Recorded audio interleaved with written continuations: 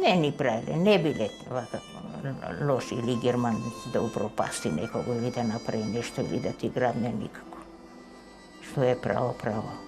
Германците беа многу, онако, како да кажам, поштен народ. Поштен народ, а бугарите не беа така, они повеќе беа. Бугарите беа малку тие за без пари да ти онаде, али што ке прави си морала. И они рекле, како ти се викаш?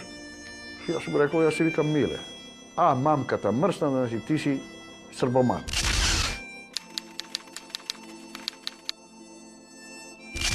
И се сеќавам дека едниот од нив го извади бајонетот, го фати мојот татко за брада, го подигна бајонетот и ќе го кој.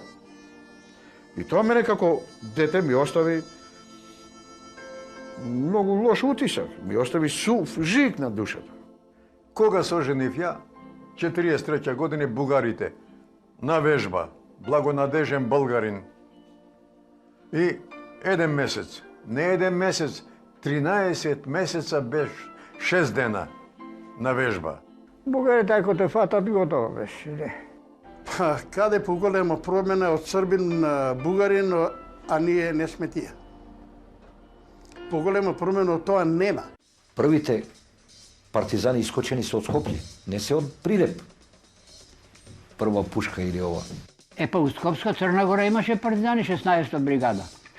Љубо Конзулот беше командант тамо, тој Љубо Конзул, јас се познав со него, беше играч у Јук играше, Центар Халф играше. Прво се симнава од кај водно, од кај бункерот, партизаните наши другари, повеќето. Тоа беше некаде со велината рано и слушам како задушено, како од магла, ура, ама и 20 слушам. Од кај водно, бункерот прво го расипава горе, кај што е сега планинарски дом, таму било германска некоја установа, која, како и не знам, извидница. Искача сестра ми, Цветанка, што е, викам ништо. Се заќутевме двајцата, зашто пак слушнавме викотницата ура. И што е ова, не знам. Како би не се, мамо, звикал на помоите. Рече влекува овие. И отаде, од кај болница се симнава скроз, од кај Тасино чешмиќе, од овдека по оваа улица, од тука право на станица. Го минирава мостов, овој камениот мост. На неколку места ископава дупки и ставила бомби горе во 50 и толку кила. Кога ќе дојдеше германецот, ќе ги врже жиците, он додека преиде од другата страна, овие му ги кинева со клешти, за да не може тамо електрично да ги запали. Тоа се случи 3 пати. И 4-тиот пат го отепаа германецот. Пред да се извлечат имаше еден поколи направила тука у Пајко Мало, извадили неколку 9 души и ги заклале овдека на мостов овдека. Тука 7 души утепава германци, што ги зеле од дома вечерта и ги утепуе тука и ги остава. И си отидуе за проке онакво да напуштат, нели, ама у парк тука беше кај што се сега општина кај што е.